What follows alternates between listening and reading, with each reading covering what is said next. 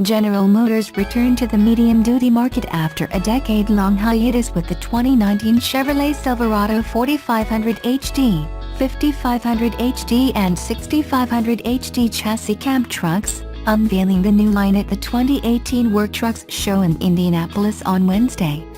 The 2019 Silverado 4500-6500 HD features a bold and muscular front design and is powered by GM's 6.6-liter Duramax V8 diesel engine.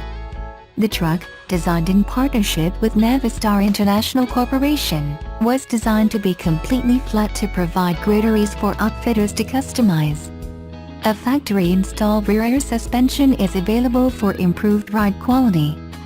The arrival of the Silverado 4500-6500 HD puts GM into competition with the Ford F450, F550 and F650, as well as the Ram 4500 and 5500. This segment also includes commercial truck makers such as Navistar's international brand, Daimler, Hino, Fuso and others. GM has not sold a medium-duty truck since it pulled out of the market in 2009. Vocational trucks of such size are typically used for work such as hauling trailers, utility maintenance, conversions into ambulance use and other services. The Detroit automaker may have to grab market share from existing competitors, depending on the class of truck. According to Statista, a market research firm, sales of Class 3 through 5 trucks are expected to level this year at about 380,000 vehicles. The automaker may have an easier road one notch up. According to Statista, sales of Class 6 and 7 trucks are expected to grow 7% this year to nearly 133,000 vehicles.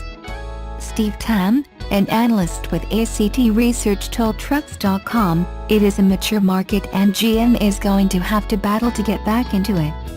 The automaker, however, will attract customers who have wanted larger Chevrolet trucks and bought from rivals because the automaker didn't have the right models, he said. GM's rivals are unlikely to yield sales without a fight.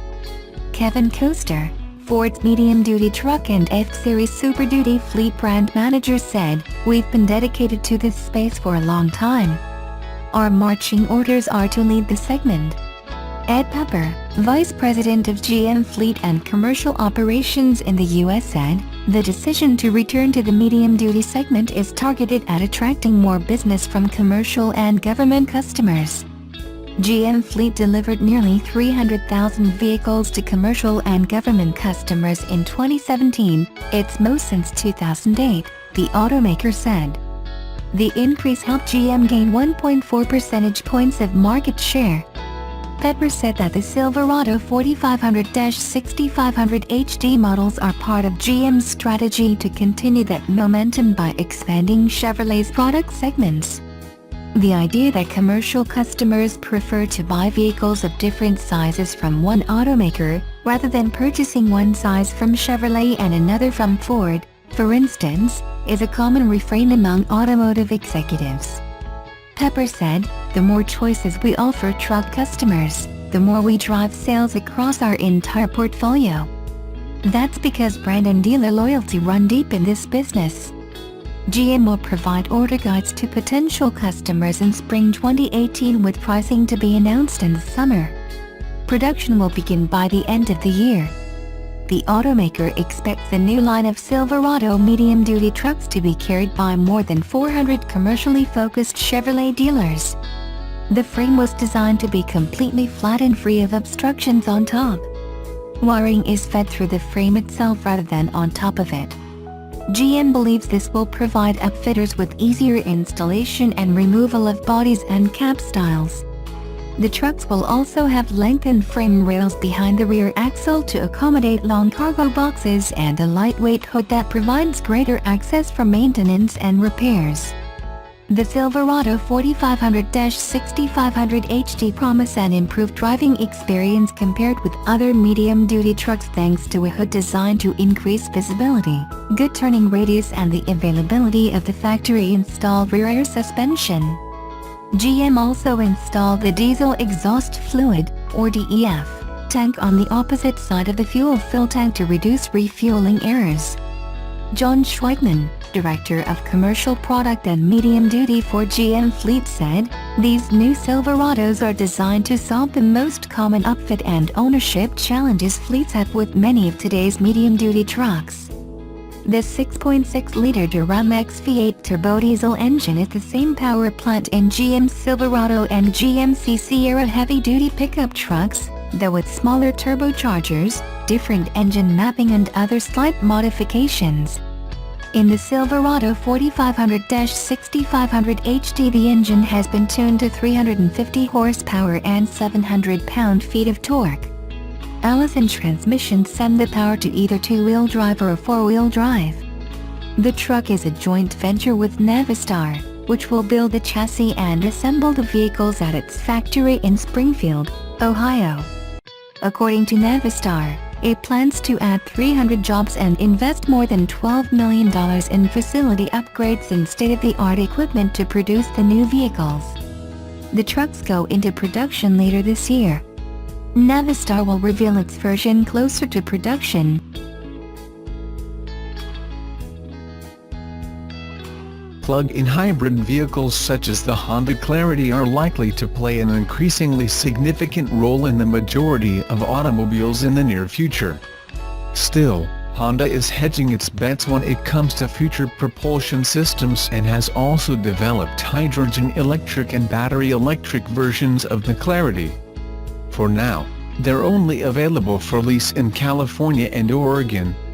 The mid-size sedan is similar to the Honda Accord in length, width and height, but the Clarity is about 7.6 centimeters shorter between the front and rear wheels. The Clarity also weighs about 360 kilograms more than the Accord, mostly due to the heft of the lithium-ion battery pack located beneath the passenger area. The styling of the Accord and Clarity are somewhat similar, particularly when it comes to their swept-back roof lines, but the Clarity's slightly awkward-looking rear fenders, designed for maximum aero efficiency, have a negative effect on an otherwise passably pleasant shape.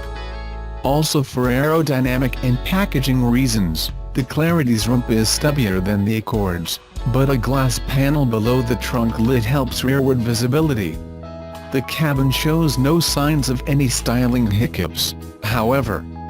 In fact, the premium materials displayed throughout could easily pass for something from Honda's up-level Acura division.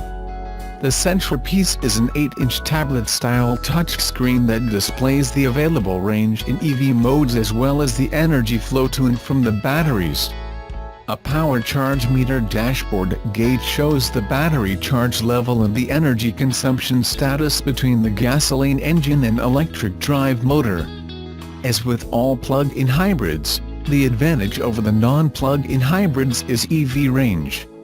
Officially, the Clarity can be driven for up to 75 kilometers before the lithium-ion battery pack is depleted to a point where the 1.5-liter gasoline engine fires up to assist.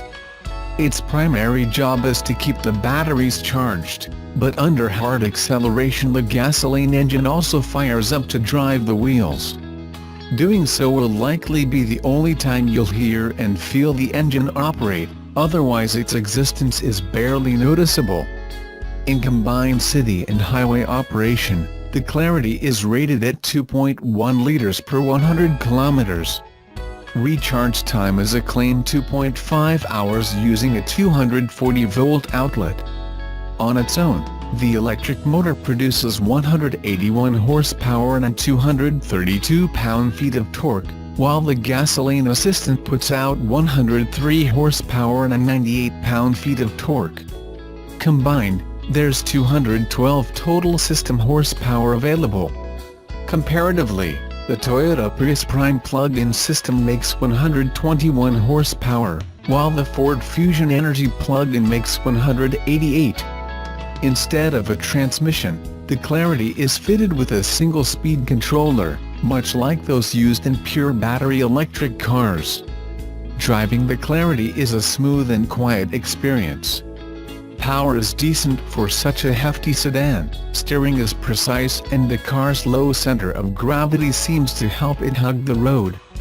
Drivers can select from normal, sport and econ modes. A separate H&V button can be activated for all three. It's used to recharge the batteries to 58% of capacity before automatically switching off.